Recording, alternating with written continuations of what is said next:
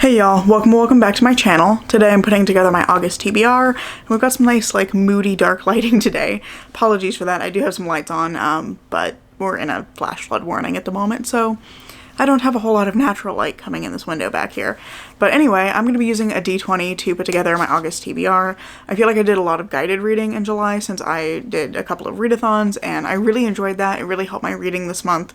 I think also just like my job hunt started to go better, so I was feeling better overall, so I was reading a little bit more. So reading has definitely like improved through July, and I'm hoping to see a continuation in that trend through August. But what I want to do for this month is just roll the dice 3 times, get 3 books to kind of get me started for the month, and then mood read from there and just see how I do.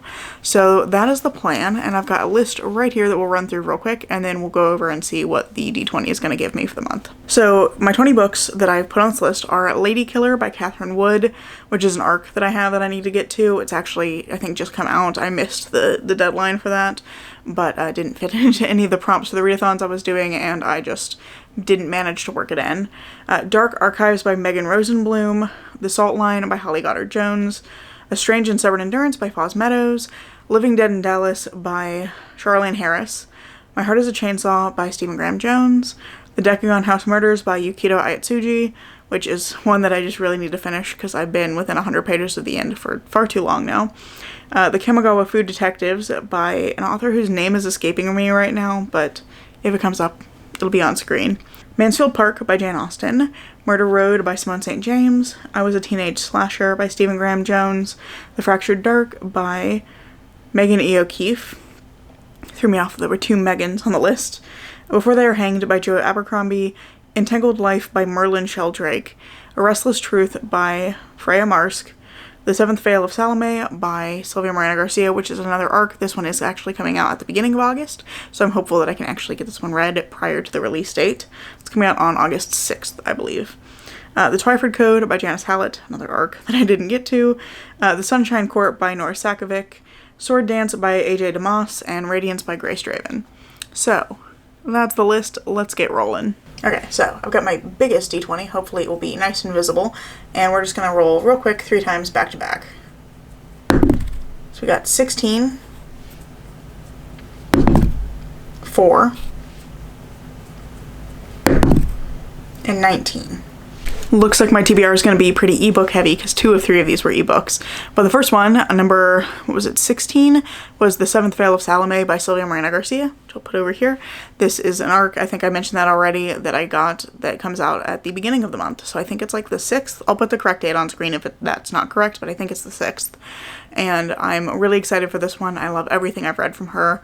And I'm interested to see how I feel about this because this is following 2 women who are both vying for the same role in the 1950s Mexican film industry.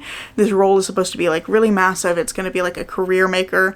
And one of the women gets the role, the other woman wants the role. And it's about the way that their lives collide as a result of that. And also the way that their stories are entangled with the figure of Salome and the actual like film that's being made and that kind of historical story. So it's all about those pieces coming together, and it sounds like it's going to be a little more like drama noir kind of a vibe, and I'm interested to see how I feel about it because her previous book was also set in the Mexican film industry in, I believe, like the 80s or 90s. So I'm curious to see how these are similar or different and kind of the different ways that she's approaching kind of film history in these 2 books. So I'm excited to read this one. Then the second one we got was number 4, which is A Strange and Stubborn Endurance by Foz Meadows. This is a book I have been putting off reading because I was really excited for it. I really loved the writing when I read the sample for it. And a friend of mine then picked it up because I was like, oh, check out the writing in this book. And she hated this book. She read it. She still rants about it. It's been like a couple of years now. And she's asked me to go ahead and read this so that we can talk about it, so that she's not just ranting at me. We can like discuss it together. So I've been meaning to get to it for ages and just not prioritizing it because her dislike of this book has really put a damper on my own interest in reading it. So as a result of that, I put it on my like self-destructing books list for the year, so if I don't read it by December, I have to unhaul it. So I really want to try and get to it because I want to make good on my promise to her that I would read it so we could talk about it, and I really do just need to get to it. So I'm going to try really hard to read this one in August, but I can't say that I'm that excited about reading it. The last book we got was number, I think, 19, and this is Sword Dance by A.J. DeMoss. very same friend who hated A Strange and Separate Endurance loved this book. She actually gifted me the ebook last year, and I'm really excited to be reading this one. This is, I believe, a fantasy romance, but it's not so much fantasy with like magic, but just that it's in like a secondary world.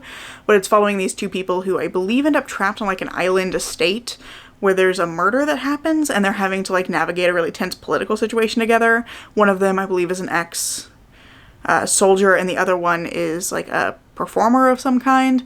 Sounds really interesting, and I know she said this was fantastic. She thought the relationship was really great, the world building and the politics were really interesting, so I'm really excited to read this one. And it's been one that I've been trying to prioritize for a while, just because she loved it so much, and because she had gifted it to me, I wanted to read it, so we could talk about it, but with a very different valence than talking about this one.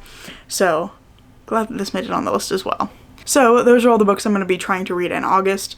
Let me know down in the comments below what you're going to be reading in August, especially like what are you most looking forward to reading? What's the book you're most excited for next month? I'm really interested to know that.